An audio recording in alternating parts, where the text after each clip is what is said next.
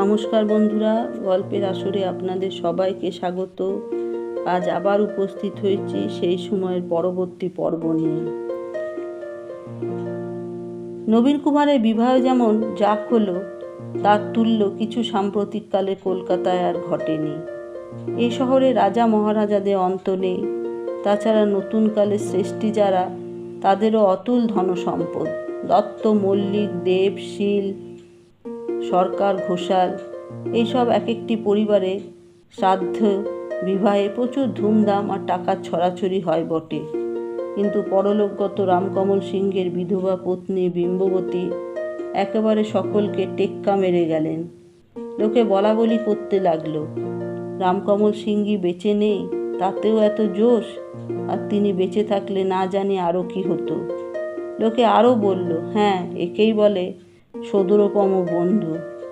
নাবালকের সম্পত্তি চিরকাল 12 ভূতে লুটে খায়, আর বিধু মুখার্জি তার বন্ধুর নাবালক পুত্রের সম্পত্তি যেন 4 গুণ বাড়িয়ে দিয়েছেন।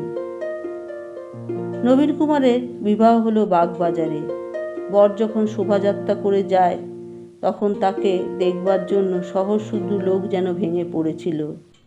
জুড়ি গাড়ির বদলে বর গিয়েছিল অশ্বারোহণে। তার জন্য একটা বিশেষ পোশাক তৈরি করানো হয়েছিল, যাতে সাচ্ছে হিরে, মতি, চুনি, পান্নার ঝালর, মাথায় উষ্ণি আর কোমরবন্ধের তলোয়ারের খাপে সোনার কাজ করা। 13 বর্ষের কিশোর নবীন কুমারের সে কি রূপ, যেন তাকে স্বপ্নের দেশে রাজকুমার বলে বোধ হয়। বিবাহ উপলক্ষে বাইনাচ হয়েছিল 7 দিন ধরে।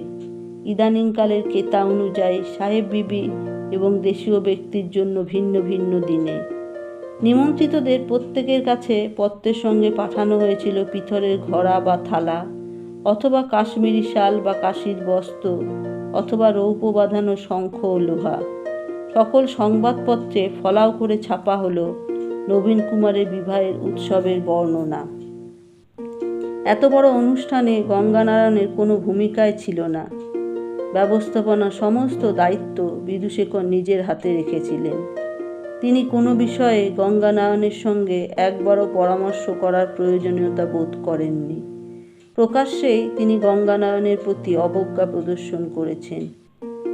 গঙ্গানারায়ণ বাল্যবিবাহের ঘোর বিরোধী। সে নিজে এরকম বিবাহে বাধ্য হয়েছিল বটে, কিন্তু সে চেয়েছিল তার আদরের ছোট ভাইটি লেখাপড়া শিখে উপযুক্ত হয়ে উঠে যখন ভালো মন্দ বিচারে পরাঙ্গম হবে, তখনই তার বিবাহ দেওয়া ঠিক হবে। বাল্য বিবাহরূপ কুপ্রথা এদেশের অনেক দুর্দশার হেতু।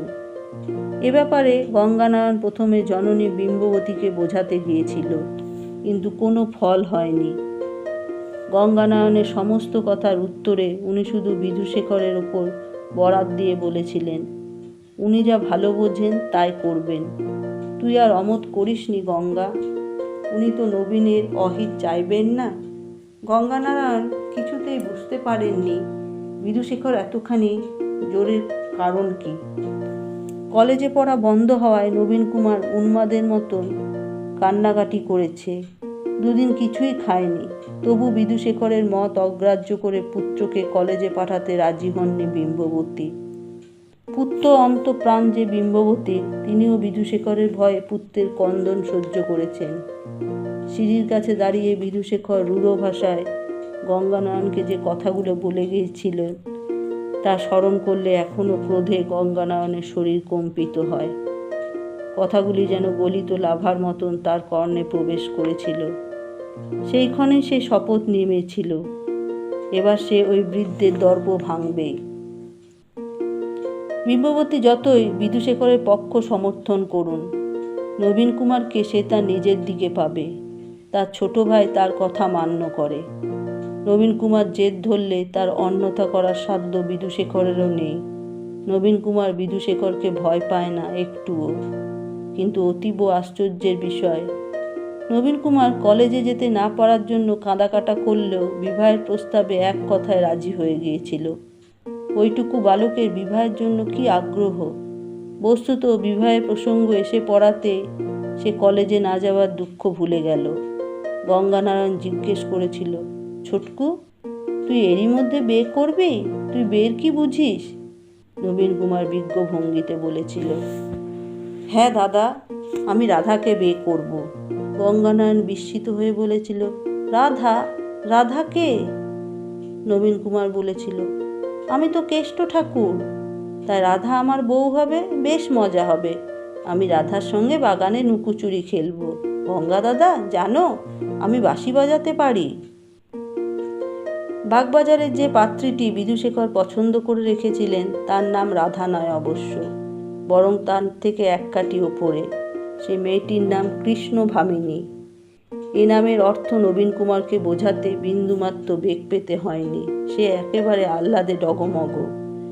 এই বিবাহের কিয়ৎদিবস পরে গঙ্গানারায়ণ আবার মহাল পরিদর্শনে যাওয়া মনস্থ করল। নীল চাষিদের অসন্তোষ নানা দিকে ছড়িয়ে পড়েছে। অবিলম্বে এর কিছু বিহিত না করলে একটা গুরুতর হাঙ্গামা শুরু হয়ে যেতে পারে। নীল চাষিরা তাদের অসহায় অবস্থা দূর করার জন্য জমিদারদের সাহায্য প্রার্থনা করেছে, কিন্তু জমিদাররাও কুঠিয়াল সাহেবদের কাছে পর্যুদস্ত। অনেক চেষ্টা সত্ত্বেও মফস্বল আদালতে কুঠিয়াল সাহেবদের অপরাধের বিচার করার কোনো ব্যবস্থা সরকার মেনে নিলেন না। ফলে মফস্বলে কুঠিয়াল সাহেবগণ অগ্নিসংযোগ, নারী ধর্ষণ, এমনকি মানুষ খুন করেও নিষ্কৃতি পেয়ে যায়। আর চাবুক মারার ঘটনা তো অহরহই ঘটছে। হাতে চাবুক নেই এমন কোনো নীলকর সাহেবের চেহারা কল্পনাও করা যায় না।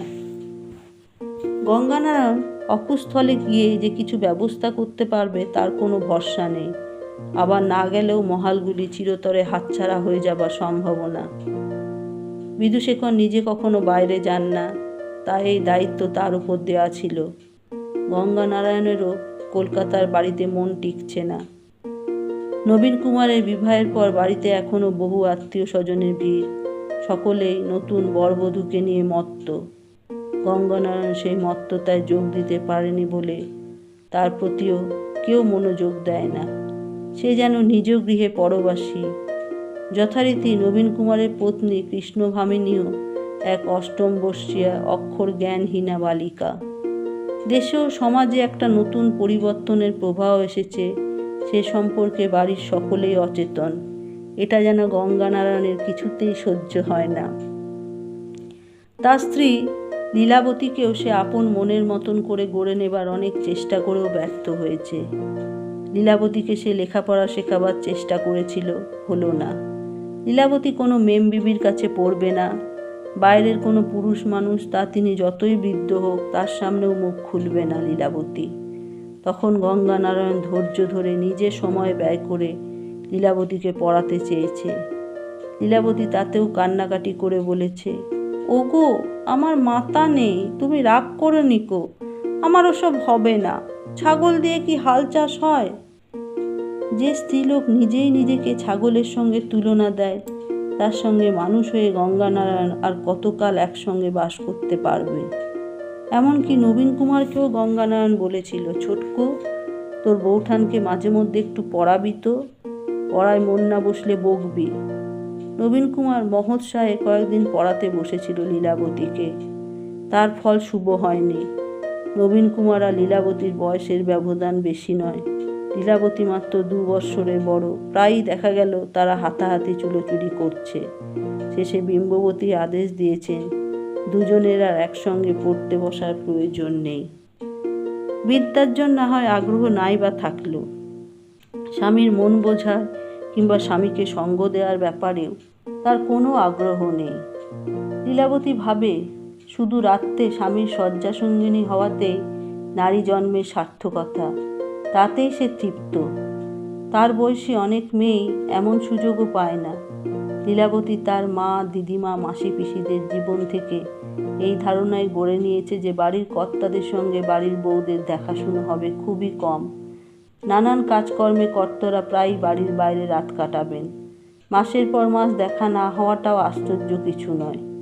দূরত্ব ও দুর্লভতার কারণে পতিকে দেবতার মতন সম্মান করতে হয়।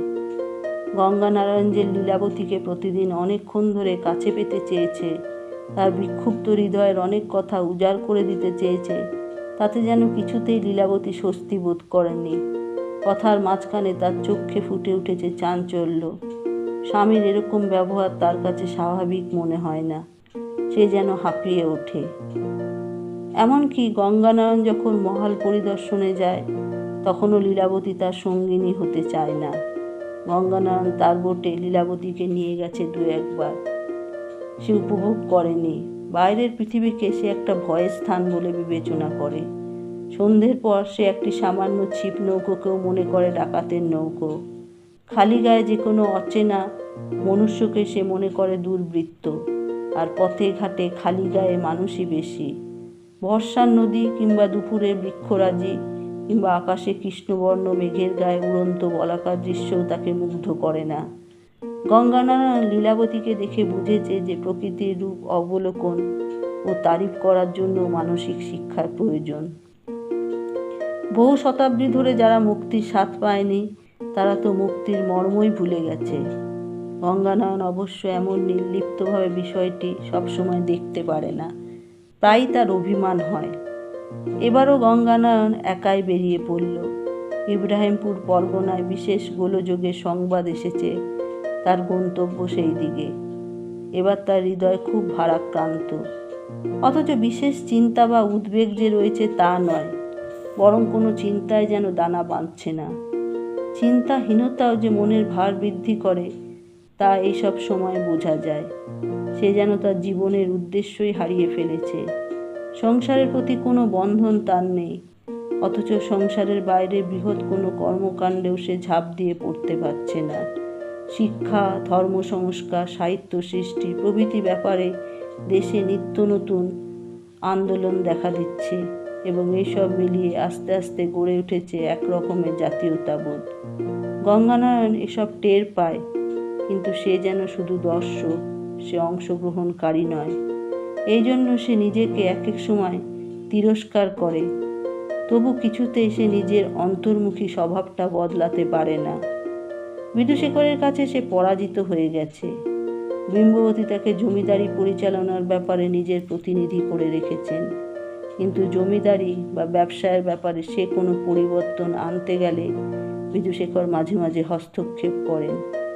গঙ্গানারায়ণ 10টি প্রস্তাব আনলে 4-5টিতে বিধুশেখর সম্মতি জানিয়ে বাকিগুলি সম্পর্কে গভীরভাবে মস্তক নেড়ে বলেন, না, এটা কল্যাণকর হবে না, কিংবা না, এটা বাপু এ বংশের মর্যাদার উপযুক্ত হবে না। ব্যাপারটার মধ্যে এমন সূক্ষ্ম চতুরতা আছে যে তা শুধু গঙ্গানারায়ণের চোখেই ধরা পড়ে। অকিঞ্চিৎকর বা অতি সাধারণ বিষয়গুলি সম্পর্কে সম্মতি জানিয়ে বিধুশেখর গুরুত্বপূর্ণ ব্যাপারগুলিতে নিজের অধিকার অক্ষুণ্ণ রাখেন। এতে বিম্ববতী মনে করেন যে গঙ্গানারায়ণের অর্ধেক প্রস্তাব তো বিধুশেখর গ্রহণ করেইছেন, বাকিগুলো সম্পর্কে পরামর্শ দেবার মতো অভিজ্ঞতা, বুদ্ধি ও পারিবারিক অধিকার বিধুশেখরের অবশ্যই আছে। গঙ্গানারায়ণ জানে যে এই বিশাল সম্পত্তির সে মালিক নয়, সে তার ভ্রাতা ও জননীর স্বার্থ রক্ষার কারণেই নিজেকে এর সঙ্গে জড়িয়ে রেখেছে।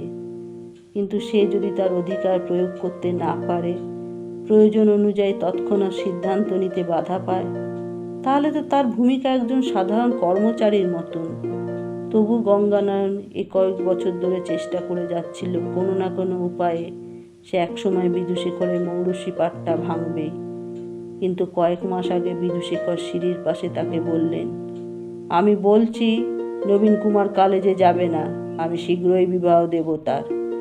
এবং কথাগুলি ঠিক অক্ষরে অক্ষরে প্রতিপালিত হলো। এর ফলে গঙ্গানারায়ণের মন যেন একেবারে ভেঙে গেছে।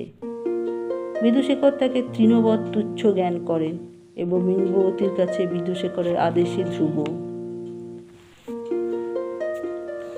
প্রজারা গঙ্গানারায়ণকে জমিদার জ্ঞানে সম্ভ্রম করেন, কিন্তু গঙ্গানারায়ণ প্রকৃতপক্ষে তো জমিদার নয়, সে সিংহবাড়ির সন্তানও নয়। গঙ্গানারায়ণ এই পৃথিবীর কেউ নয়। ইব্রাহিমপুর পরগনার ব্যাপার বিশেষ জটিল। রামকমল সিংহের আমলে এখানে তাদের নিজস্ব একটি নীলকুঠি ছিল। নীল চাষে লাভ যথেষ্ট, তবে কয়েক বছর ধরে অবস্থার পরিবর্তন হয়েছে। অদূরে সাহেবরা আরেকটা কুঠি স্থাপন করেছে এবং জমি ইজারা নিয়ে রায়তদের দিয়ে জোর জুলুম করে নীল চাষ করাচ্ছে। চাষিরা আজকাল তাদের উৎপাদিত নীলের ন্যায্য দাম পায় না।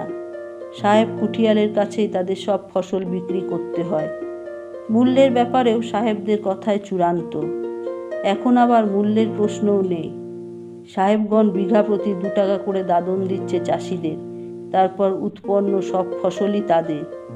যে রায়ত দাদন নিতে অস্বীকার করে তাকে ধরে এনে প্রহারে প্রহারে আধমরা করার পর কাগজে আঙুলের ছাপ দেওয়ানো হয়। সেই 2 টাকার দাদন তার আর ইহজীবনে শোধ হবে না। চাষিদের দুর্দশা দেখে কয়েক বছর আগে গঙ্গানারায়ণ ঠিক করেছিল যে নীল চাষের বদলে যে চাষিদের আবার ধান চাষে ফিরিয়ে নিয়ে যাবে, কিন্তু বিধুশেখর তাতে বাধা দিয়েছেন। বিধুশেখরের বক্তব্য ছিল এই যে, জলে বাস করে যেমন কুমিরের সঙ্গে লড়াই করা যায় না, সেরকমই কোনো রাজার রাজত্বে বাস করে রাজবংশীয় লোকদের সঙ্গে বিবাদ করে প্রাণ বাঁচানো যায় না। সাহেবরা যখন নীলকুঠি স্থাপন করছে, তখন সন্নিহিত জমিতে সোনার ধান ফলতে দেখলে তাদের চক্ষু জুড়োবে না, বরং চীনা ড্রাগনের মতন তাদের মুখ দিয়ে আগুন নির্গত হবে এবং সেই আগুন ধান ক্ষেত ছারখার করে যাবে। বিধুশেখর নির্দেশে ইব্রাহিমপুর পরগনার জমিদারির অর্ধেক নীলকর সাহেবদের ইজারা দিয়ে দেওয়া হলো। সমগ্র জমি ছাড়া হয়নি, তার কারণ এখনকার কিছু জমিতে খুব ভালো ইক্ষু চাষ হয়। কয়েকজন চায়নাম্যান একটি চিনি কলও স্থাপন করেছে, আর চিনি বিক্রি হয় প্রায় সোনার দামে। কিন্তু সাহেবদের কাছে অর্ধেক জমি ইজারা দিয়েও সমস্যা সমাধান হয়নি। ম্যাকগ্রেগর নামে এক কুঠিয়ালের অত্যাচারে প্রজাদের প্রাণ অতিষ্ঠ হয়ে উঠেছে। ম্যাকগ্রেগরের চাবুকের নাম শ্যামচাঁদ। সেই শ্যামচাঁদ একবার যার পিঠে পড়ে, জন্মের মতন তার সির দ্বারা বেঁকে যায়।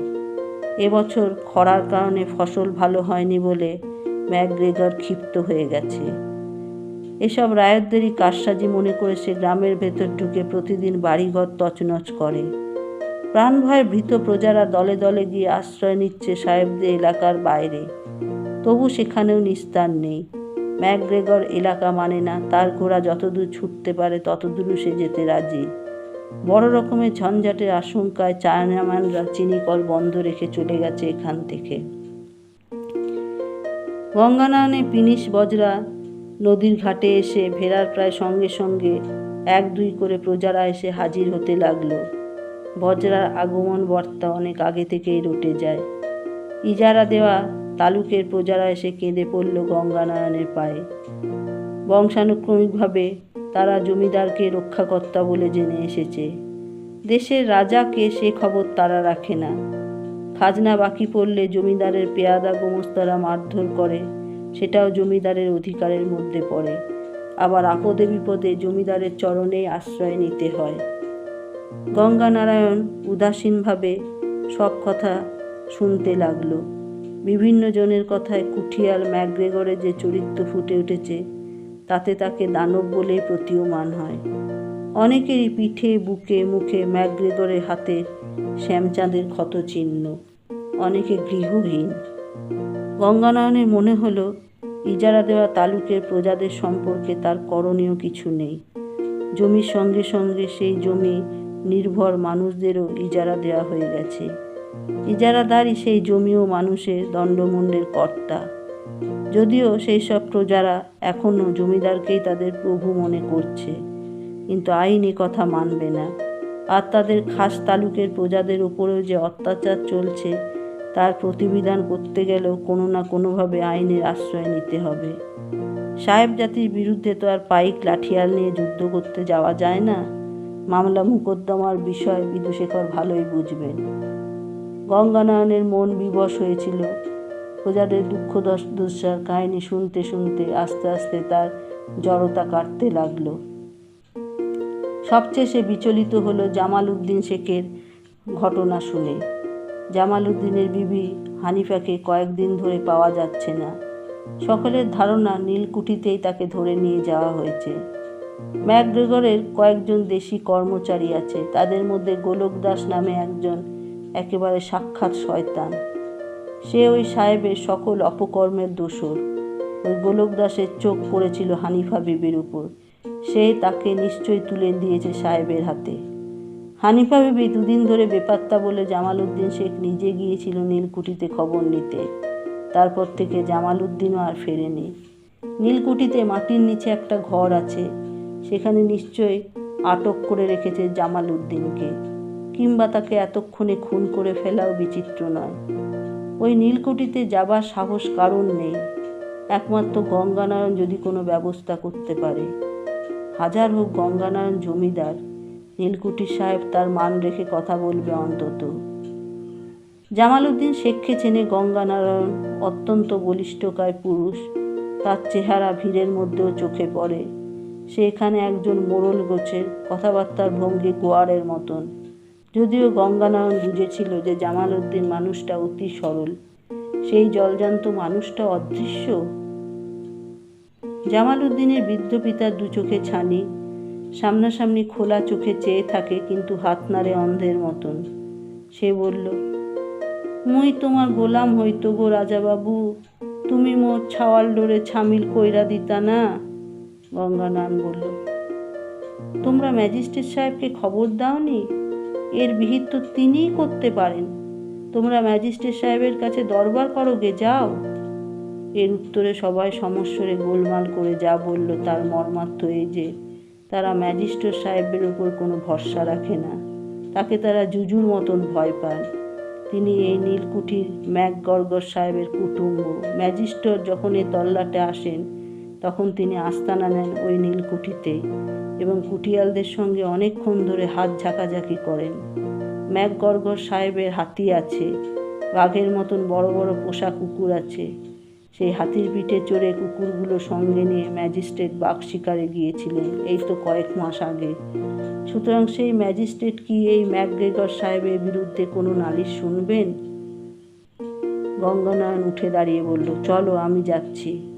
গঙ্গানারায়ণ তখনই পিনিস থেকে নামতে উদ্যত হতে তার স্থানীয় সরকার বলল, সে কি, আপনি কোথায় চললেন হুজুর? ম্যাকগ্রেগর একেবারে কাছা খেগো দেবতা, ও বর্বর মানির মান রাখতে জানে না, আপনি জানেন না? গঙ্গানারায়ণ কোনো উত্তর না দিয়ে নেমে যাচ্ছিল। তখন তার নিজস্ব খাজাঞ্চি বৃদ্ধ অক্ষয় সেন বললেন, বাবু, যাবার আগে আপনার সঙ্গে একটা পরামর্শ আছে, একদণ্ড অপেক্ষা করে যান। দিবাকরকে পছন্দ করে না গঙ্গানারায়ণ, তাকে সে কর্মচ্যুত করার চেষ্টা করেছিল, কিন্তু বিধুশেখরের জন্য পারেনি। তবে দিবাকরকে সে আর মফস্বলে আসবার সময় সঙ্গে নেয় না। তার বদলে এই অক্ষয় সেই মানুষটি অনেক ধীর স্থির, এর পরামর্শের মূল্য আছে। ভিতরের একটি কক্ষে ডেকে নিয়ে গিয়ে খাজাঞ্চি নিভৃতে বললেন, হুজুর, আপনি ম্যাজিস্ট্রেটের সঙ্গে দেখা করতে যেতে চান তো যাবেন নিশ্চয়ই, কিন্তু আপনি জমিদার, আর সাহেবরা হাজার হোক আপনার ইজারাদার। দেখা করতে হলে সাহেবেরই আপনার নিকট আসা উচিত। আপনি সাহেবের কাছে ইত্তেলা পাঠান। গঙ্গানারায়ণ বলল, আমি ইত্তেলা পাঠালে সে আসবে? যদি না আসে? যতদূর মনে হলো সে আমার ইত্তেলার পরোয়া করবে না। খাজাঞ্চি বললেন, তাহলে আপনি তার সঙ্গে দেখা করবেন না? আপনি জমিদার হয়ে তো বেচালে চলতে পারেন না। প্রজারা নেচে উঠলে কি আপনার কেতা নষ্ট করা উচিত হয়? আপনার বংশের একটা মান মর্যাদা আছে না? গঙ্গানারায়ণ বলল, সেনমশাই, যদি এক্ষুনি এই কামরার মধ্যে একটি বিষাক্ত সাপ দেখি তাহলে অমনি তিরিং করে লাফিয়ে উঠব। এমনভাবে লাফিয়ে ওঠা জমিদারের পক্ষে বড়ই অনুচিত কাজ, কিন্তু কখনো কদাচিৎ তাও করতে হয়। আমি চললাম। তখন খাজাঞ্চি বললেন, তবে অন্তত এক কাজ করুন, আগে থেকে একটা খবর অন্তত পাঠানো হোক। আপনি যাবেন, আপনার আপ্যায়নের জন্য তাদের তৈরি হবার একটু তো সময় দিতে হবে অন্তত। আপনি উটকো হঠাৎ যাবেন, গিয়ে দেখলেন হয়তো সাহেব কুঠিতে নেই, তাছাড়া আপনার এখনো স্নানাহারও হয়নি। এতে গঙ্গানারায়ণকে রাজি হতেই হলো। নীলকুঠিতে তার দুধ গিয়ে খবর দিয়ে এলো যে অপরাহ্নে সে যাবে দেখা করতে। সাহেব যেন অনুগ্রহ করে তখন উপস্থিত থাকেন। এই খবর পাঠানোই হলো একটা বড় ভুল। তার অভ্যর্থনার ব্যবস্থাটি বেশ ভালোই হলো। নীলকুঠির বিশাল চত্বরে একটি ক্যাম্প চেয়ারে পা ছড়িয়ে শুয়ে আছে ম্যাকগ্রেগর, রোদ আড়াল করার জন্য মুখের উপর টুপি চাপা দেওয়া। মাটিতে গড়াচ্ছে কয়েকটা সুরার বোতল, সেখানে ভন ভন করছে এক ঝাঁক মাছি। সাহেবের জামায় ঝোলের দাগ, বোঝা যায় দুপুর থেকে খানাপিনা বেশ জবর হয়েছে। কয়েকজন কর্মচারী সন্ত্রস্ত মুখে একটু দূরে সারবদ্ধ হয়ে দাঁড়িয়েছিল। দুজন সঙ্গীকে নিয়ে গঙ্গানয়ন প্রবেশ করতে দেখে তারা সসম্ভ্রমে তাকে ভেতরে নিয়ে এলো এবং একজন সাহেবের কানে কানে কিছু বলল। সাহেব টুপিটা সরিয়ে রক্তাক্ত চোখে গঙ্গানয়নের দিকে তাকিয়ে জড়িত স্বরে বলল, hello zamindar, nice seeing you, come on, sit down. একজন দৌড়ে একটা কেদারা এনে দিল গঙ্গানয়নের জন্য। গঙ্গানয়ন সেটিতে বসে সাহেবের দিকে তাকিয়ে দেখল সে ততক্ষণে আবার মাথা হেলিয়ে দিয়ে মুখের উপর টুপি চাপা দিয়েছে। গঙ্গানয়ন গলা খাকারি দিয়ে বললেন, মিস্টার ম্যাকগ্রেগর, শুভ অপরাহ্ন। আশা করি আপনার শরীর স্বাস্থ্য মঙ্গল। আশা করি এই অঞ্চলের জলবায়ু আপনার সহ্য ও পছন্দ হইয়াছে। আমি আপনার সহিত কয়েকটা বিষয় লইয়া কিঞ্চিত আলোচনা করিতে আসিয়াছি। ম্যাকগ্রেগর এর উত্তরে নাক ডাকাতে শুরু করল। বিস্মিত হয়ে গেল গঙ্গানয়ন। অনেক ইংরেজের সঙ্গে তার পরিচয় হয়েছে, এরকম বর্বর তো সে কখনো দেখেনি।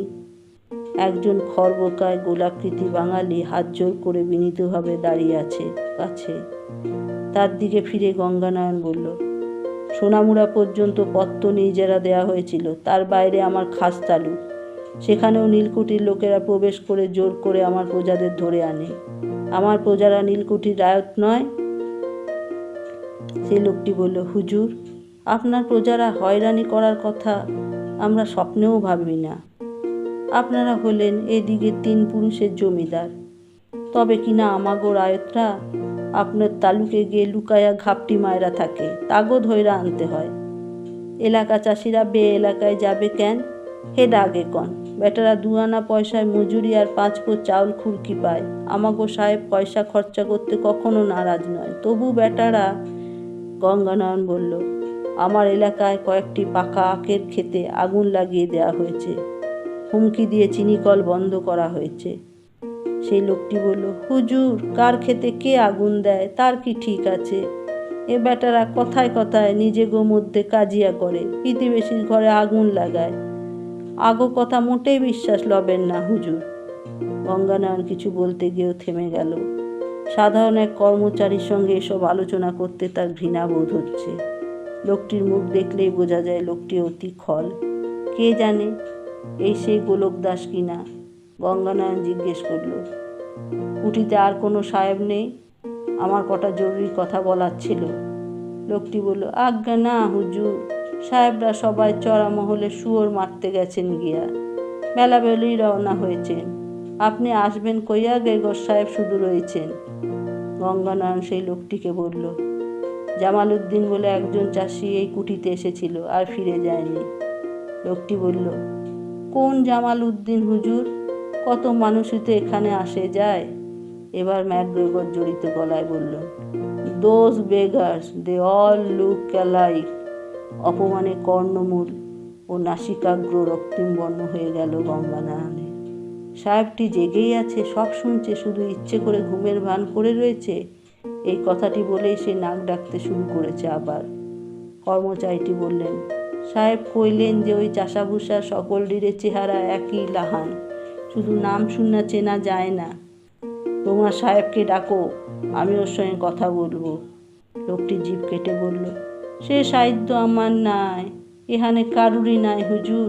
কাঁচা ঘুম ভাঙাইলে গ্রেগর সাহেব ছোট্ট আগুনের মতো লক লক করেন, তখন হাতের সামনে জারে পান। গঙ্গানয়ন উঠে দাঁড়ালো। অভদ্র ব্যবহারের উত্তর কি হতে পারে? শারীরিক শক্তির প্রয়োগ কিংবা পাল্টা অভদ্র ব্যবহার, এর কোনোটিতেই গঙ্গানয়ন অভ্যস্ত নয়। সাহেবটি তাকে ইচ্ছে করে অপমান করেছে, এটা যেন তার অবিশ্বাস্য মনে হলো। একজন মানুষের সঙ্গে আরেকজন মানুষ এমন ব্যবহারও করতে পারে? এই ব্রিটিশ জাতিরই কবি শেক্সপিয়ার, মিল্টন? হঠাৎ যেন গঙ্গানয়নের মস্তিষ্কটা শূন্য হয়ে গেল। সে দাঁড়িয়ে রইল স্থির হয়ে, কিন্তু সে ভুলে গেল যে কোথায় আছে। সে চোখে কিছু দেখতে পেল না। সমস্ত শব্দ স্তব্ধ হয়ে গেল তার কানে। সে যেন একটি পাথরের মূর্তি। অপমান ও অত্যন্ত ক্রোধের পর সে যেন অপমানে ক্রোধ ছাড়িয়ে চলে গেল অন্য কোনো স্তরে। কর্মচারীটি বলল, ওই যে দূরে কদম গাছটা দেখতে আছেন হুজুর, প্রজারা কেউ আর বেশি দূরে আসে না, ওইখানে খাড়াইয়া কথা কয়। কোন প্রজার ঘাড়ে কয়টা মাথা যে সাহেব গো কাছারির মধ্যে পা দিবেন? আপনি আইছেন, আপনি মান্য লোক, আপনার কত হইলে গিয়ে ভিন্ন, কিন্তু সুজাউদ্দিন না গজাউদ্দিন কার কথা কইলেন, সেখানে আসবে কেন? গঙ্গানারায়ণ কিছুই শুনতে পেল না এসব।